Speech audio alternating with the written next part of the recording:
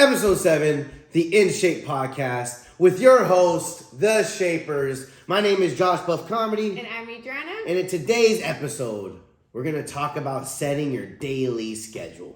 Now, a lot of times clients struggle to reach their goals because they can't get on a consistent daily schedule so that they can reach the results. Now, when we're talking about establishing a daily schedule, obviously that's going to be different from person to person. Some people go to work in the morning, some people go to work in the afternoon. Some people have 30 kids, some people have no kids. Some people bartend, some people are lawyers. Obviously, everyone's schedule differs in its own way. But in that same token, that doesn't mean just because your schedule is different than maybe my schedule or her schedule, that you still can't reach your results. So we're going to go over the keys on how to establish a daily schedule that you can repeat in order to be successful. And again, why are we putting emphasis on repeat? The long-term success of your plan depends on you being able to repeat a schedule week after week, month after month, year after year. And if for some reason something changes in your life, you get a kid, a new job, you move states, you should be able to establish a new schedule at that new location. So let's start with the first tier. Let's start with gym times, right? Like, how do I find a gym time that best suits me? Now, let's start with the morning. Have you found like morning might be a great time to get a workout in if you can? Yeah, honestly, like when I don't have any morning clients, if I can get my workout in the morning, it works out the best for me because I feel like I have the most energy. I get it off my plate, and then I don't have to stress about it later on, especially if I have like a busy day. I'm like, oh, I got to go after, I train my clients, and it just feels a lot better just accomplishing that workout. And do you try to get clients to do morning workouts if they can? Yeah, if they can get it in before work, I always suggest, like, highly recommend it. Because if you just get it done, it's just the best. It works out the best because then you're not going to be like, oh, I'm too tired after work. Yeah. There's less excuses that are made. Yeah, exactly. So let's break down that answer more. All right, the reason why morning workouts tend to produce a little more successful clients is one thing she talked about. A lot of times during the day you get beat down. We all get beat down, right? Your boss is riding you, your boyfriend's annoying you, your girlfriend's annoying you. Something comes up during the day, just drains your energy. So by the time you get off of work, you're like, I'd rather sit around than go to the gym. I don't have enough energy. So one thing we found with clients is when they go in the morning, they're able to get it done. So at the very least, if your day sucks, say the rest of your day sucks, you can at least sit home at night and be like, all right, I made it to the gym in the morning. I at least did something with my life. So if you have that morning time available, it's good to go to the gym. Now, Josh, do I have that morning time available? The majority of people do. The only thing is you don't want to go. So you'll find a lot of people say, I get up at 6 a.m. I say, what do you do? I kind of just lounge around, right? It is hard to initially make that transition to going to the gym. Like in the morning times for the people that transition from doing just regularly like evening, afternoon, when they switch to morning, usually the first week or two is a little bit rough, right? Oh yeah, they have a hard time, but once you establish that routine, you let your body adjust to the new time you're training, then, you're completely fine after that. Exactly. So it's going to suck. It's like ripping a Band-Aid off. The first couple of days, you're going to be like, what the hell am I doing with my life? I'm on a treadmill at 5 a.m. What is wrong with my life? But you got to understand, if you go in the morning before work, that's all extra credit, right? You're not really wasting time. A lot of people say, I don't want to waste time in the evening. I just got off. I want to see my wife, my girlfriend. I want to see my husband. I want to spend time with my kids. I want to go out. So they feel like they go to the gym, they're wasting some of their lifetime, which is not true, but we'll go into that. But they feel that way, right? If you go in the gym before, let's say, 8 a.m., that's free time because you weren't going to do anything anyway.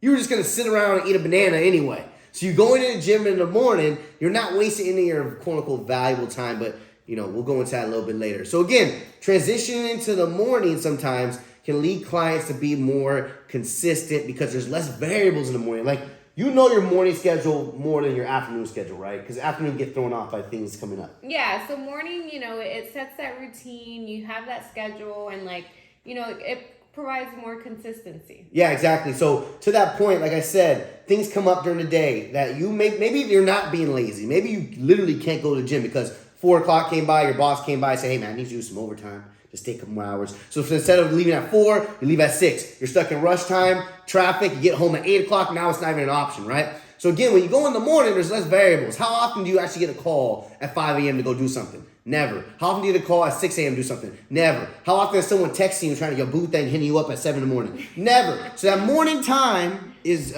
really a free time of distractions, of excuses to get that workout in. And another benefit of morning workouts, which a lot of people have told me is there kind of deters them from going at nighttime, is there's not a lot of people in the morning, right? When you go in the morning, there's more machines available, more space available, less chaotic. It's a lot less busy because once it hits like 4 or 5 p.m., everyone's going to be at the gym. Yeah, exactly. So you're able to get your full workout in, move at your own pace. If you're not one of those people that like lots of crowds, which a lot of people don't, you're not going to run into a huge crowd. Plus, the morning people are a little less nuts than the nighttime people. The nighttime people is usually a range of anywhere from 16 to 35. That's the louder crowd. The show-off crowd is packed. When you go in the morning, you're going to get a little bit older crowd. Maybe you're 30 plus, the moms, the dads, the business executives, people like myself, like her, who are serious about workouts that aren't taking up a lot of mental energy, right? So again, the morning time is going to supply us with a lot of positives. And one last thing, you can use like all the machines or weights that you want to use. Yeah, like I said, yeah, exactly.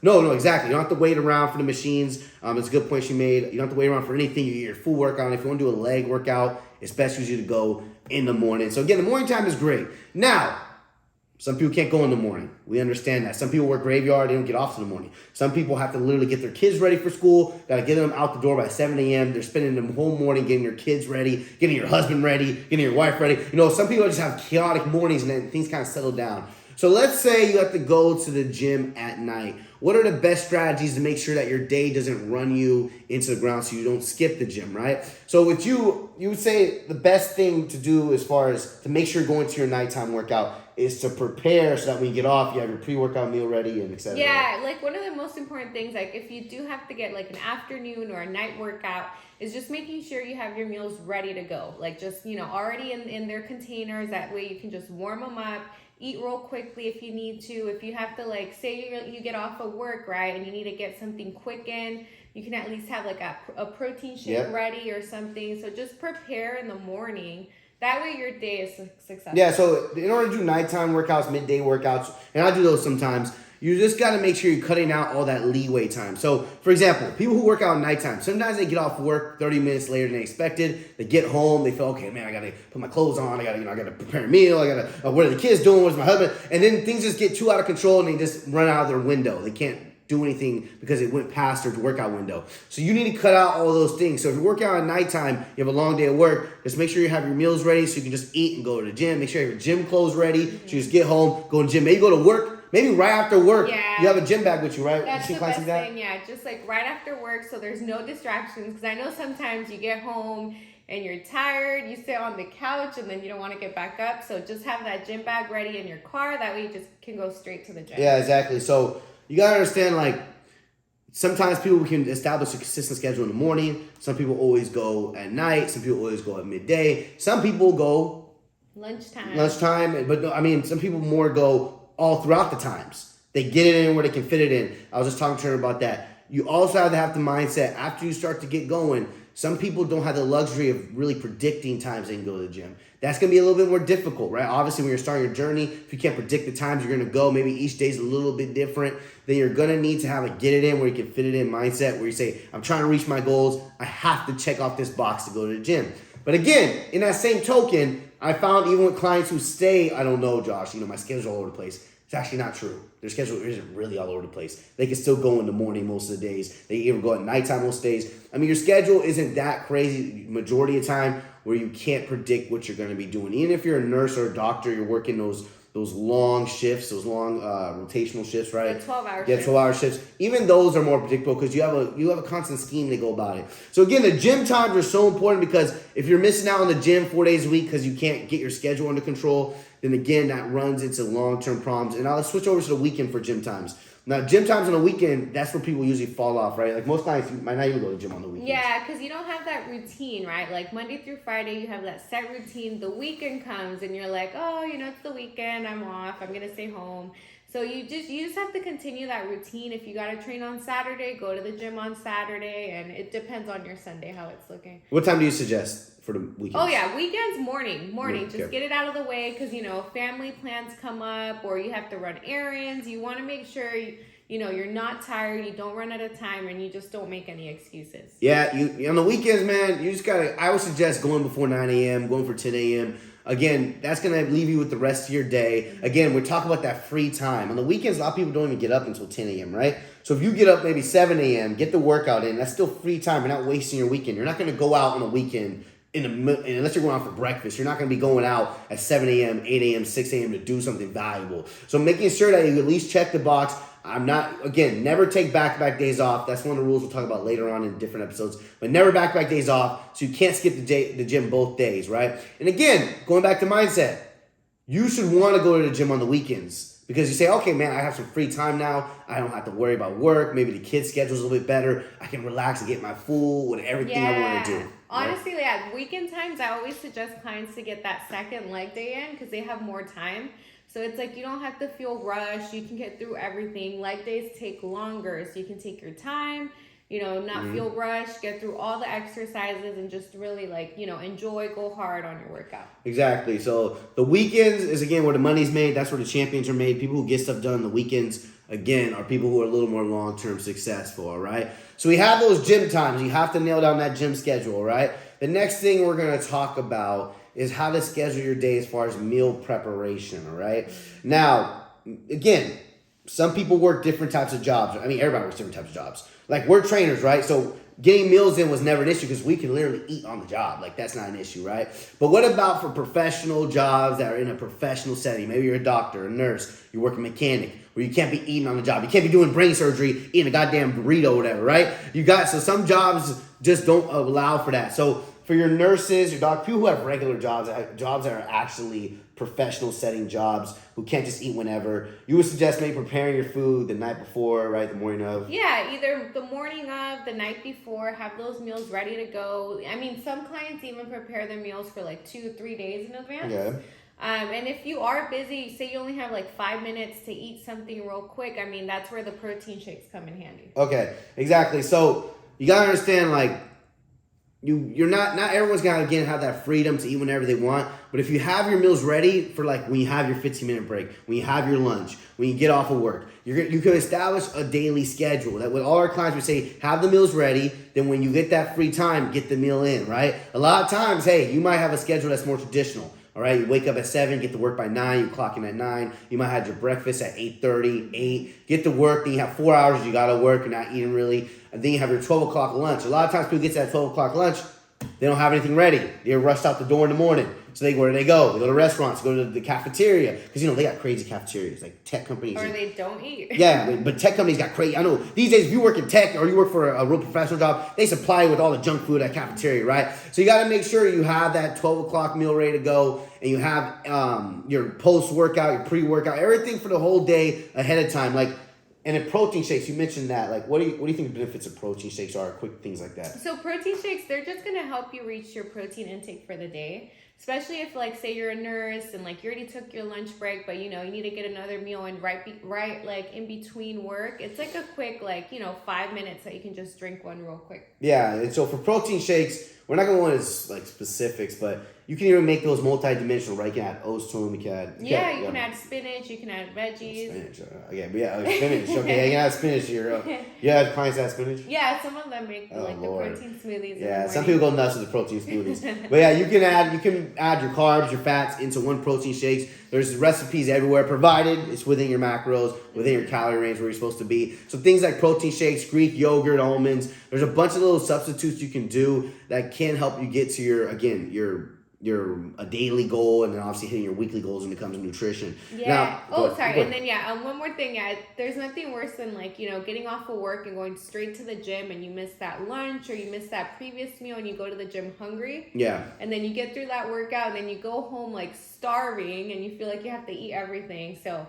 just prevent, it's just preventative for those binges or overeating if you don't eat like on time. And you're not going to get a good workout in anyway if you miss meals. Yeah. A lot of people get to the gym, you're training them, they say I'm tired and lightheaded. You're going to see a lot of people lethargic through the workouts because they haven't ate nothing. And a lot of people are like that actually. The majority of people at the gym have no meal timing. So if you go up to anyone at the gym and ask them when's the last time you ate, they say, oh, I think I ate breakfast, or oh, I ate it. They don't have like a pre-workout, post-workout routine at all. So their workouts suffer. Sometimes they kick ass in the workouts, sometimes their workouts suck. So again, if you go to the gym 5 days a week and 3 of the workouts suck, then you really only went 2 days, right? I mean, you got to understand the point of going is to get a great workout in. If you're not going to get a great workout in, then it's almost as if you just wasted your time going. It's efficiency. Yeah, I mean, it's almost as if you wasted your time, though.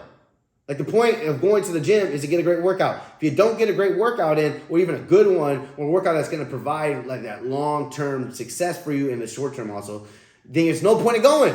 So make sure you get your meals set for the day so you don't have those lethargic workouts, all right? So you don't have those workouts where you're feeling dizzy, you're feeling all over the place. Now, the weekends, right? The weekends are when the diet always hits the fan. You'll find, if we could put on like a statistical chart, I would say the majority of client success, gym success, comes during the week. You see clients, if their diet is on a scale of 1 to 10, during the week, maybe they're a 5 or a 6, which for America is amazing, right? Maybe they're a 5 or a 6. But on the weekends, they're like a 0. And they're not registering. Either they don't eat nothing, they eat huge meals to supply for them not eating nothing, or they binge eat all day, or it's just crazy on the weekends because, again, there's no schedules to back you. So on the weekends, what's your suggestion to clients for long-term success? Well, on the weekends, after you get that workout in and say you have like a busy day planned ahead, like, you have birthday parties or family events or whatever, just prepare all your meals ahead of time and take them with you.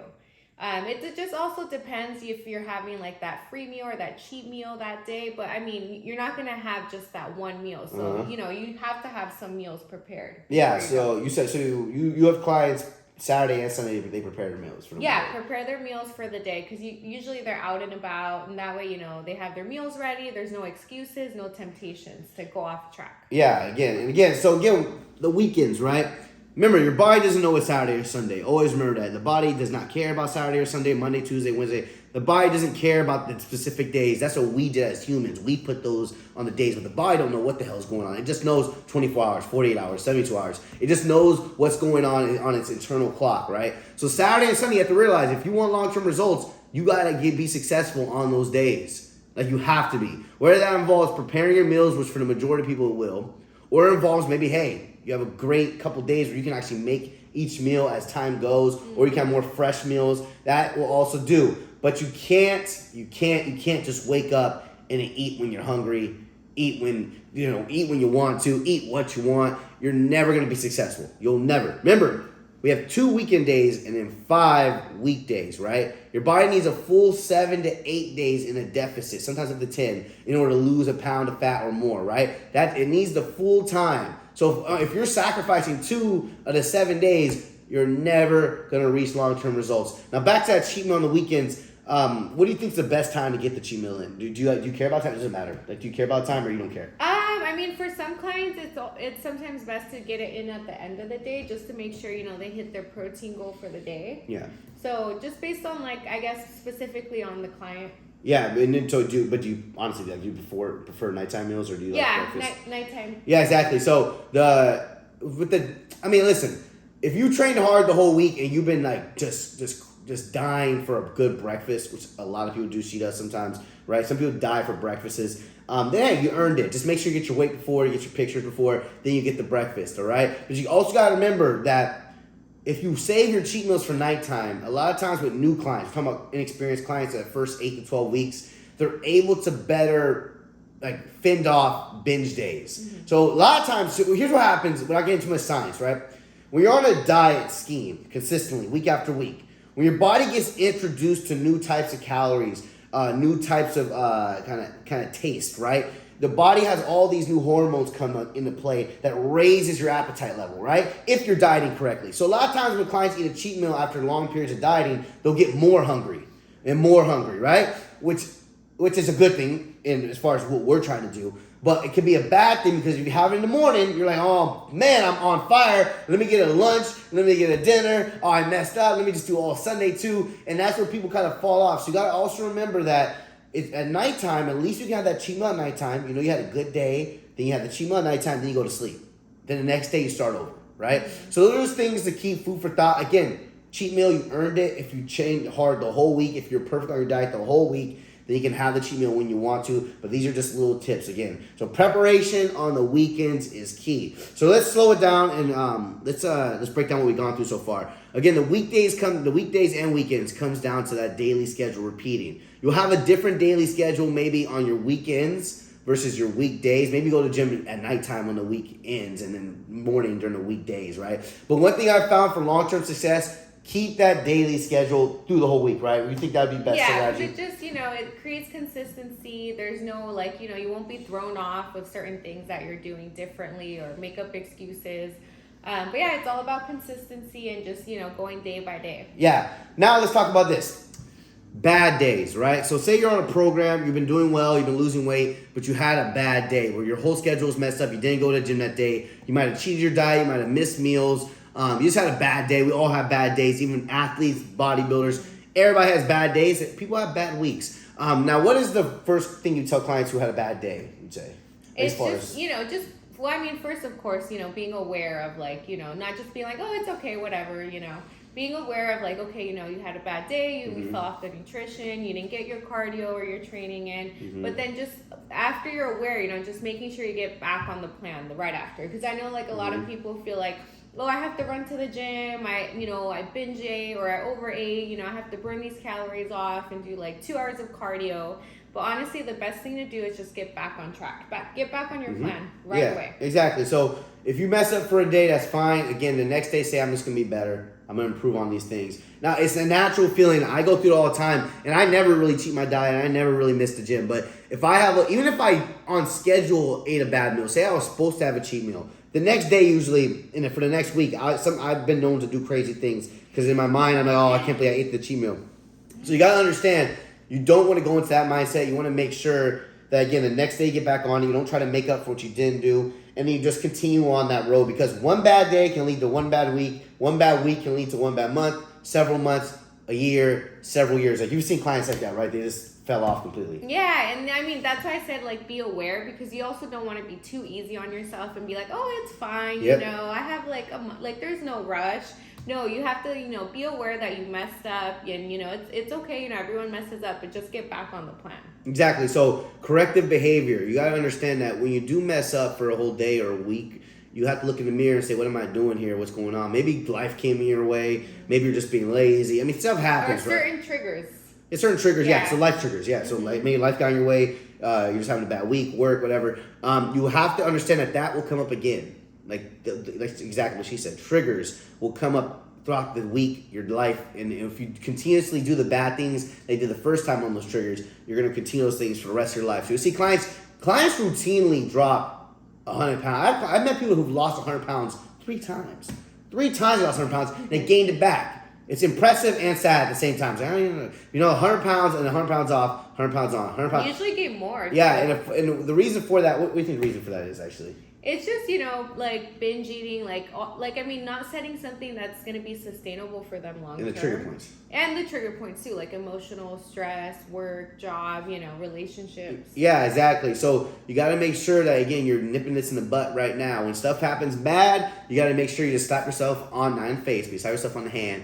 And then move on to the next day and say, I'm not going to make that mistake because, again, I want those results. Now, here's the beautiful thing about fitness, right? The beautiful thing. You have to put in the most work of your life as far as mentally when you're first changing, when you're first transforming yourself. Once you establish these habits, once you establish a certain way you like to look, certain things you like to do, once the gym becomes a fun thing, not a boring thing, once the diet becomes a daily thing and not like a chore, then it's a lot easier to get back on the horse.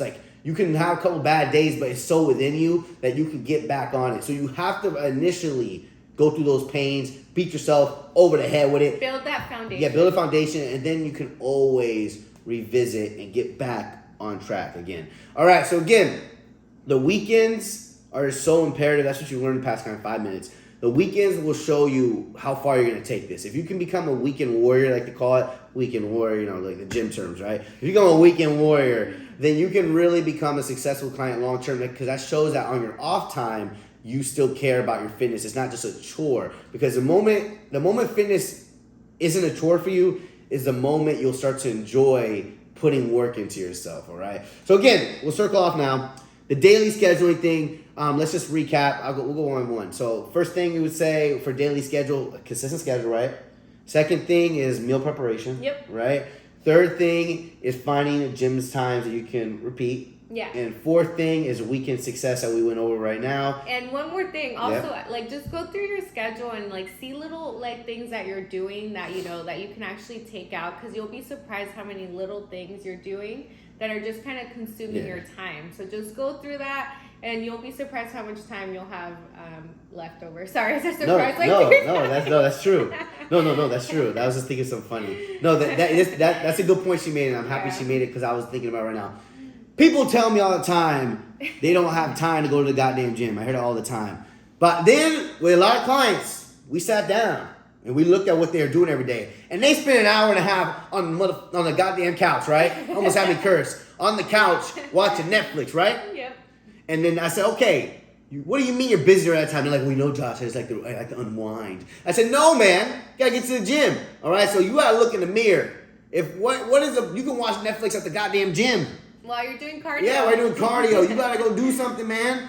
All right? There's nothing worse than being depressed in your house when you're out of shape, you don't look the way you want to look, and then you're just sitting there looking at the goddamn TV. Or you're scrolling through social media. Yeah, again. Wishing you looked like whoever you're looking at. Yeah, so again, you gotta find that consistency. You gotta find that accountability. You gotta push for it. The fun thing about all we're saying is a lot of people aspire or look up to, athletes, competitors, all these guys, The Rock, these celebrities, people who are actively doing it, right? You can become that same person with that same discipline on your level, right? So you don't have to be a bodybuilder, you don't have to be a CrossFitter, an athlete, but you can just be, hey, I'm mom, I'm dad, I'm an engineer, I'm a doctor, but I handle business. And you get respect from everyone around you because we train people who do all walks of life. Stay-at-home moms, all the way up to lawyers and doctors, up to venture capitalists, up to electricians, up to construction workers. And all those people who are in shape, who have the daily habits that we have, they get respect from everyone in their job, everyone in their personal life,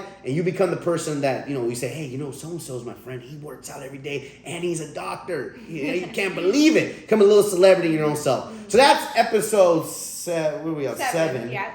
The In-Schape podcast. We talked about daily habits. We'll have more stuff coming, better editing, better everything. But until then, I'm Josh Buff Comedy. And I'm Adriana. We'll be back soon. Get to the gym.